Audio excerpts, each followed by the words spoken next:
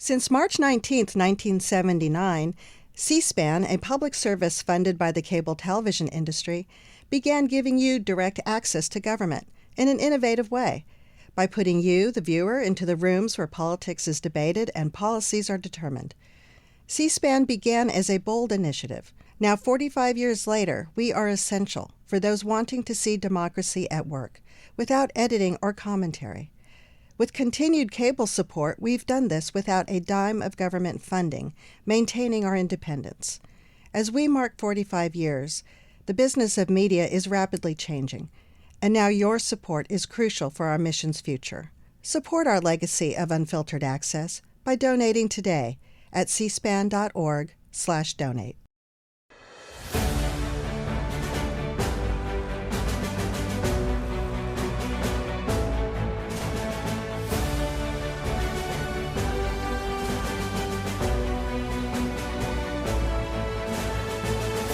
This week, 2024 Campaign Trail takes a look at some of the ads touching on national issues at play in down-ballot races across the country, and former President Trump as he hosted potential running mates at his Mar-A-Lago estate and attended the Miami Grand Prix. Also, the latest in independent presidential candidate Robert F. Kennedy Jr.'s push to gain ballot access across the country.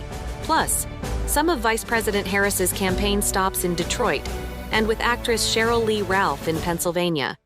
But first, a look at the results from Tuesday's primary in Indiana, where President Biden was uncontested in the Democratic presidential primary. On the Republican side, former President Donald Trump had 78.3% of the presidential primary vote, while Nikki Haley, who dropped out in March, had nearly 22%. Down the Hoosier state ballot, retiring U.S. Senator Mike Braun won the Republican primary for governor. The nonpartisan Cook Political Report rates his race against Democrat Jennifer McCormick as solid Republican. The seat Senator Braun leaves open also has two primary winners, GOP Congressman Jim Banks and Democrat Valerie McRae. The Indianapolis Star notes Representative Banks is favored to win. A Democrat hasn't won statewide office since 2012. One last note from Indiana's primary. In the 7th District, the current dean of Indiana's congressional delegation, Democrat Andre Carson, easily won his primary. The candidate who won the GOP primary, however, died in March. Republicans in the district will soon meet to choose another candidate. Chad Livengood is the Detroit News political editor, here to talk about the Senate race in Michigan. Debbie Stabenow is retiring, has served 4 terms in Congress.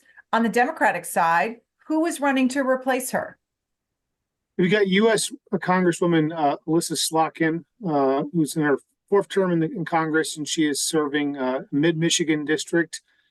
She is facing off against a businessman, Nasser Beydoun, from the Dearborn area in Wayne County, and Hill Harper, the actor, known for his roles on The Good Doctor and one of the CSI series, who lives in Detroit and owns a coffee shop in Detroit and has maintained a residence in Detroit for the last several years. Harper has got the name ID and the ability to raise money, though he's not anywhere near the stratosphere that Alyssa Slotkin has. She is essentially crushing all opponents, Democrat and Republican, right now in the fundraising game. Who is running on the Republican side? So you got an interesting race between former U.S. Congressman Mike Rogers, who also used to represent Mid-Michigan, the same district essentially that Alyssa Slotkin eventually won in. And then you have former Congressman Justin Amash, sort of libertarian streaking Republican, who left the Republican Party at one point during the Trump years and declared himself an independent. He's now coming back and seeking a Republican nomination. And then you have Sandy Pensler, who is a wealthy businessman from the suburbs of Detroit, who is self-financing this campaign. Pensler ran before back in 2018, but he lost the Republican primary to John James after John James was endorsed by Donald Trump just days before the primary. James got the Trump touch there at the end, and that helped him defeat Pence-Ler. And so Pence-Ler's trying again here. Right now, Mike Rogers has got the advantage. Trump has already given him an early endorsement, very early compared to the way Trump has operated in previous cycles in either Senate campaigns or in just statewide races in Michigan in general.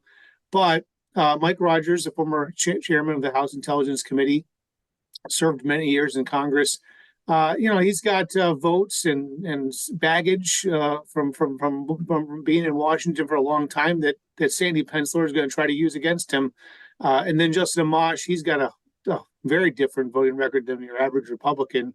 And Amash has made it basically his mission to take out Mike Rogers. These two have diametrically different views on international affairs and various foreign policy and national security. And so you're going to see, kind of a bloodbath primary, I think.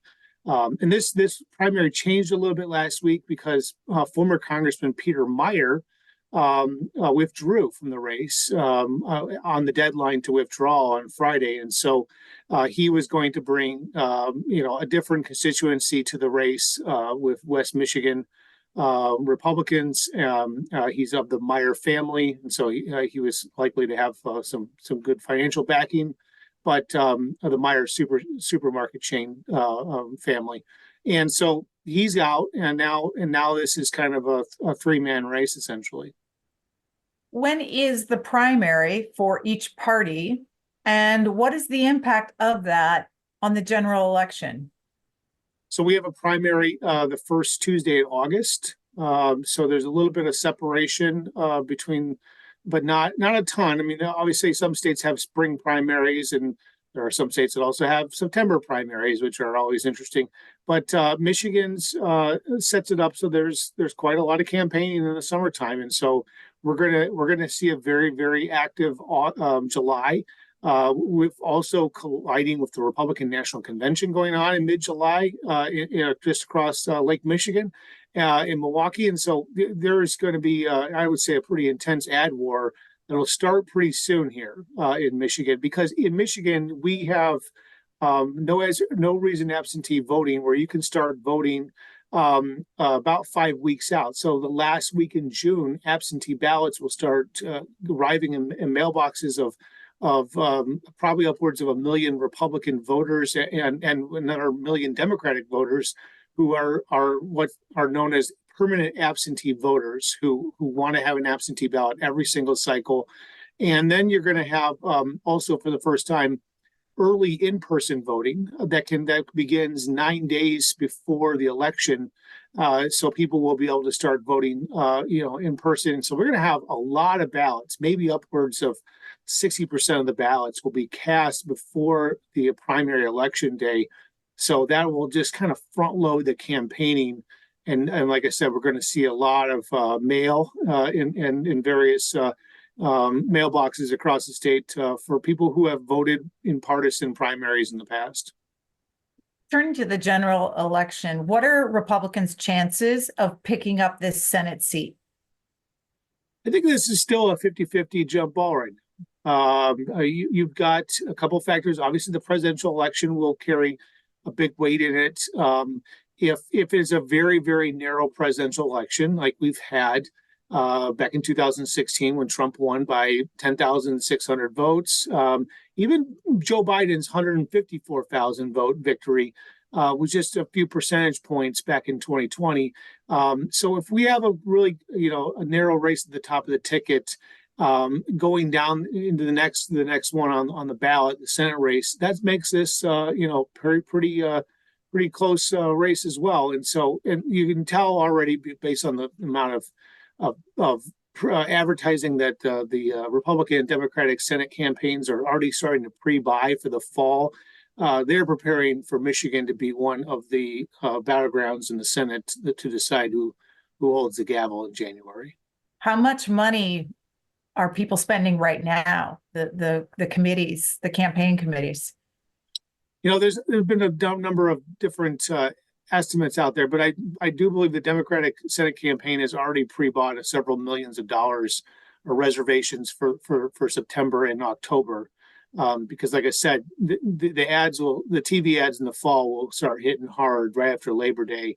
Once we get past that Democratic National Convention in August, and that's also going to be expected in the presidential race. So between those two, plus we have some potentially pretty competitive congressional races as well in Michigan for U.S. House seats. The seat that Slotkin is vacating, the 7th congressional district in mid-Michigan around Lansing area to the outskirts of Detroit suburbs. This is one of the most competitive seats in America, and there was upwards of $20 million spent in that race alone back in 2022. And so I would expect that race, the seat that Meyer lost, Peter Meyer lost the Republican primary because he voted to impeach Trump, and then that Republican lost to Hillary Scholten in the Grand Rapids area.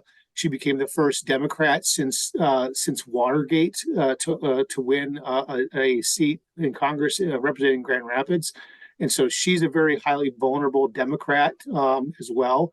And then in the suburbs of Detroit, John James, who ran for Senate many times, now he's a congressman from Macomb County. He's going to be facing a big challenge there, and there's 6 or 7 Democrats running in a primary just for the chance to face off against John James. That's how big this race down in Macomb County is going to be. And that Macomb County, as people will recall, that is ground zero Trump country. I mean, if he can run up the score in Macomb County, that helps John James win.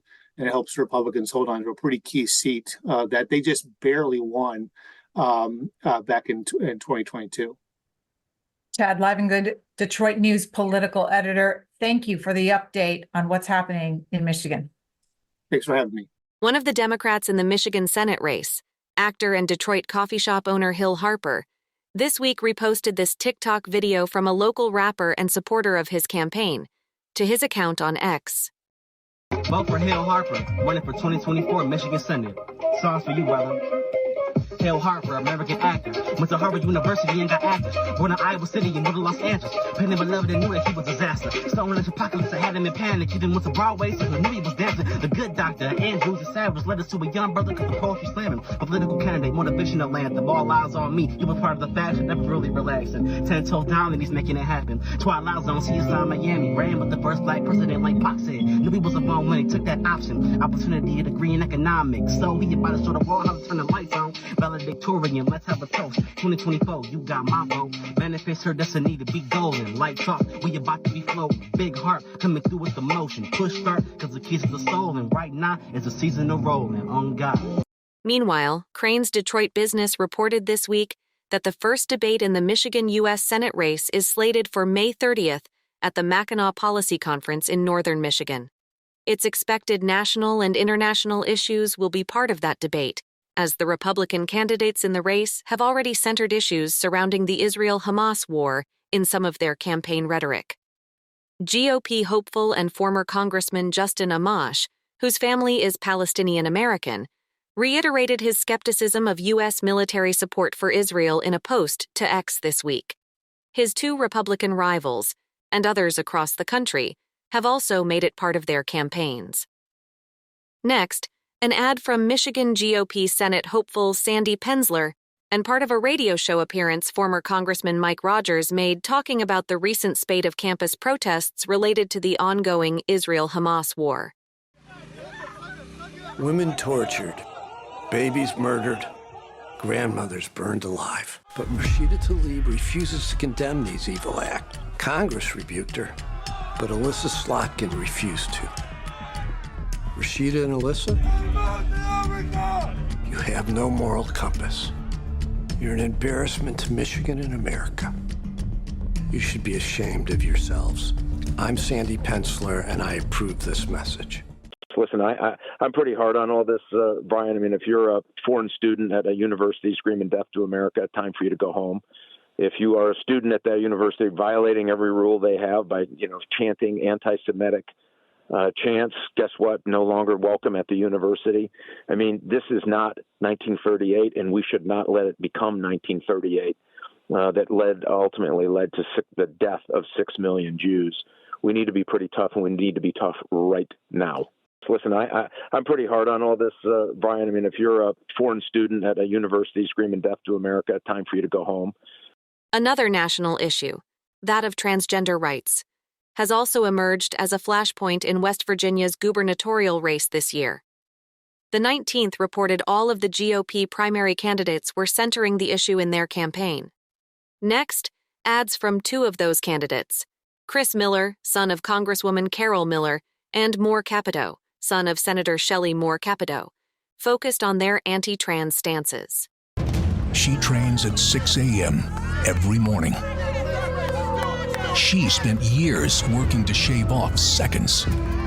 She's the captain of her school's team. He's just a mid-pack finisher. But not today. Unfortunately, this competition was over before it even began. Woke left-wing politicians are destroying girls' sports. Thanks to Delegate Moore Capito, girls' sports in West Virginia are protected. I'm Chris Miller. As the father of an 11-year-old girl, you're darn right I don't want her sharing a locker room with biological males. Protecting the integrity and fairness of girls' sports is common sense. If we expect our kids to tell the truth, we can't let the woke left redefine it. Fairy tales aren't facts. A boy is not a girl, and girls' locker rooms are for girls. I'm Chris Miller, and they'll stay that way when I'm governor. On to the presidential race, where independent candidate Robert F. Kennedy Jr.'s campaign this week said it was preparing to sue Meta, the parent company of social platform Facebook, for allegedly blocking a 30-minute campaign documentary generating buzz from his supporters. The Daily Beast reported Meta said it was a glitch and not an intentional act. Next, some of the highlights of that campaign video, which amassed millions of views on other platforms and earned attention from the likes of X, Tesla, and SpaceX owner Elon Musk. He is nuts and clearly disturbed. The Standard. He's angry, Vanity Fair. His own family hates him. The New York Post. He sounds like he's transmitting from another galaxy. He is so crazy, the New York Post. Kennedy is a humorless bully living in a paranoid fantasy, Vanity Fair. What the is wrong with Bobby Kennedy? Okay. He's a walking, talking conspiracy theory, the New York Times. He's completely divorced from reality, The Guardian. He is vile, the White House. Being with him was the low point of my summer, Vanity Fair. Bobby Kennedy speaks with a croaking, rasping, painful-sounding voice. His vague explanation is that it's a virus, but more likely it is a crack pipe voice. The Standard. Kennedy is a crank, the New York Times. He is a crank, the New York Times. He's a crank who cranks out whoppers the way Taylor Swift disgorges perfect pop songs, the New York Times. He has conversations with dead people, The Guardian. I wouldn't vote for that guy either. You're most likely going to have 3 choices for president on your ballot in November. This guy, and this guy. I realize you probably heard a lot of bad stuff about him these last few years, but what if the bad stuff you've heard wasn't even true?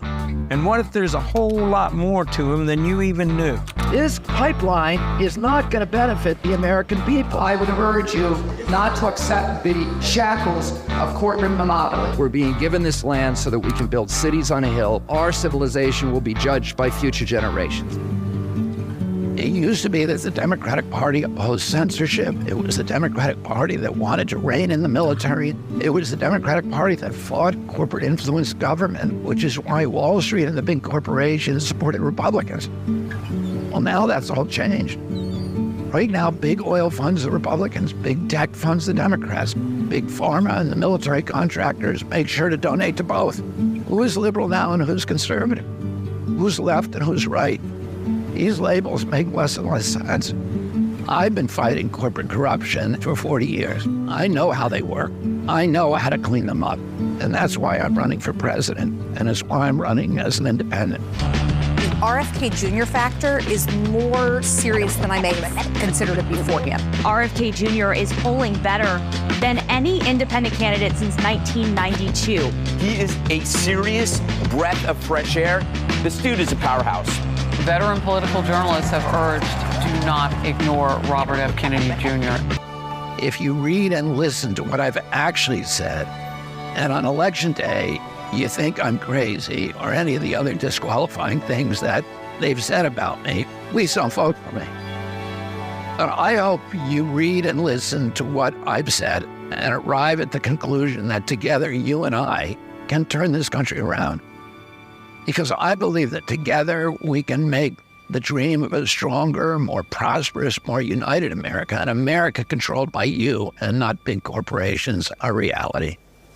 Former President Donald Trump, this year's presumptive Republican presidential candidate, spent last weekend at the Miami Grand Prix, a 3.3-mile Formula One race. While there, he met with Zach Brown, the head of McLaren Racing, and with Lando Norris, the McLaren driver who won the race. Afterward, the Trump campaign put out the following ad, highlighting the reception the former president and once again hopeful received from the crowd at the race. Yes, a hero's welcome for the former president at the Formula One Miami Grand Prix. Trump waved to the crowd and stopped by the McLaren garage. He was at the Formula One race down in Miami at the Miami Grand Prix. The crowd went crazy chanting USA, USA as he was waving to the crowd. The people that support Donald Trump are more passionate than the people, the 40% of the country that support Joe Biden. Trump's warm, very warm welcome at the Miami Grand Prix. That kind of reception shows that President Trump is not only welcome here in Florida, but he probably welcome around the world. His driver that he talked to last ended up winning the race. The former president's race day came after holding a fundraiser at his Mar-A-Lago estate in Palm Beach, Florida. On hand that day were many of his rumored potential vice presidential running mate picks, including Congresswoman Elise Stefanik, North Dakota Governor Doug Burgum, and Texas Congressman Wesley Hunt, most of whom spent the following Sunday making the Sunday talk show circuit. Vice President Kamala Harris was out on the road for the Democratic ticket this week, with stops in the swing states of Michigan and Pennsylvania. Next, parts of two of those stops, chatting with voters in Detroit, and on stage with actress Sheryl Lee Ralph of ABC's Abbott Elementary in Pennsylvania. How you doing? Welcome to Joe Southern Kitchen. Thank you very much. I appreciate it. My mom, Carol. Nice to meet you. My daughter, Lindsay.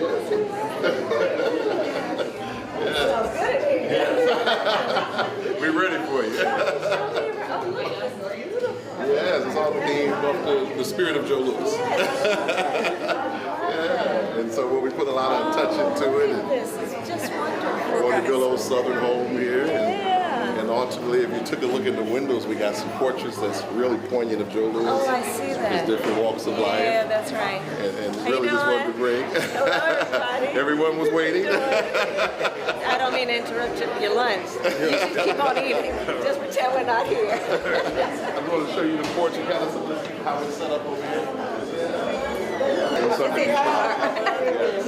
How long have you been open? We opened 2 years ago. Actually, it'll be 3 years in the next 2 months. Yes, so it's been 3 years. You know, I'm here to highlight businesses like yours. I'm obviously here to highlight your business, but to talk about the importance of us investing in leaders like you who have a vision. Look at this beautiful vision, how it's laid out, but who need access to resources, right? So access to capital, access to the information about what loans are available, access to often just the skills that are necessary to grow, to start a business and grow a business. No question about it. So while we have all these cameras, tell me what is one of the keys in terms of starting and running a small business, in terms of the kind of support you need?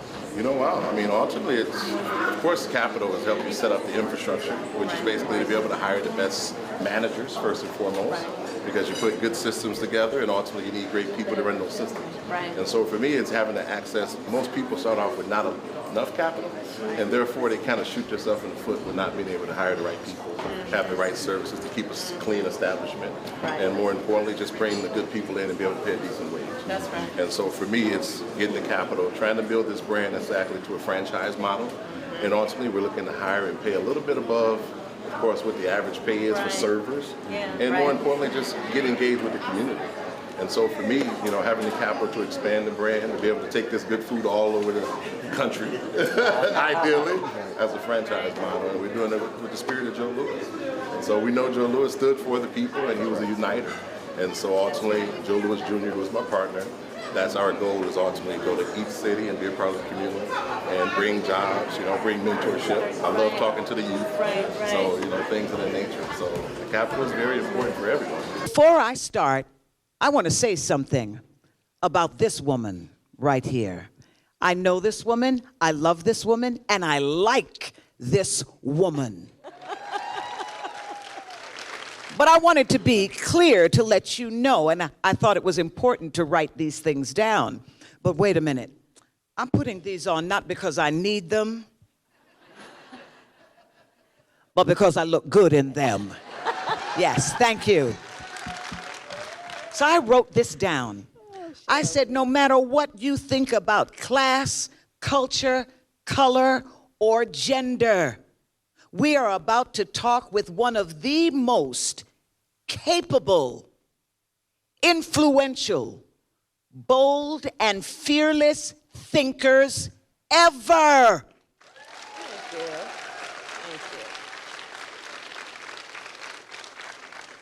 Thank you. This human right here isn't out to connect some of us. She is here to connect all of us. And this human being just happens to be a woman. Just, you know, the president and I feel very strongly, and this is probably part of our just philosophy in terms of our administration. We have been doing things with the sincere belief that people shouldn't just be able to get by, but should be able to get ahead, you know? And yes. And so a lot of what we have done, these are all women's issues and everyone's issues. The work we have done that is now about, we've created over 15 million new jobs since we came in. And remember, we came in during the height of the pandemic. What we have done, we've created over 850 new manufacturing jobs, and we're manufacturing right here in America. Yes. Creating these jobs right here, right? Investing in, you know, new industries too, and that's been exciting. And I think what we have accomplished has been, and history will show, has been actually historic. And historians are saying that. You compare what we've done even to the Eisenhower years, what we have done to invest in infrastructure, what we have done to invest in manufacturing, to invest in the American workforce, to address health care, is exceptional. And listen, I'll just cut to the chase. We have an election coming up in 181 days. And 108. 81. 81 might as well be days. Thank you. Given how we need to hustle. Right. Listen, in the context of everything we have discussed in understanding the complexity and the nuance of so many issues, November of 24 is binary. It's two choices. I would throw up a split screen. On the one hand and on the one side, in Joe Biden and our administration, you have competence, you have compassion, and we've actually accomplished things on behalf of the American people. Yes. Yes. On the other side, you have the former president who openly admires dictators and has said he'll be a dictator on day one. Has said essentially that he will weaponize the Department of Justice against his political enemies. Has said he is proud of things like taking this constitutional right from the women of America. And I do believe the course of our country for generations will be impacted by this election. One last stop on this week's 2024 campaign trail. From Wisconsin, President Biden singing happy birthday to a supporter. Mom, God love you. Mom, is it, this is Mom, right here. That's Art's mom. You're Art's mom? Yes. Well, you got it. By the way, we have a tradition in the Biden family. Actually, it's my wife's tradition, and I'll get in trouble if I don't exercise it.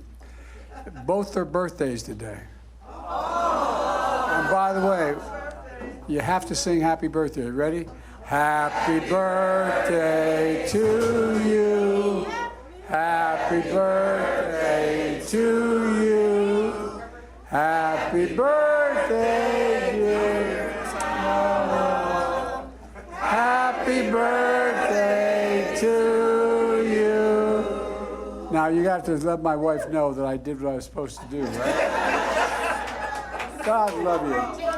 It's hell turning 60, isn't it? I don't know. You haven't gotten there yet. God love you. A reminder, this program and all of C-SPAN's campaign 2024 coverage can be found online at cspan.org/campaign.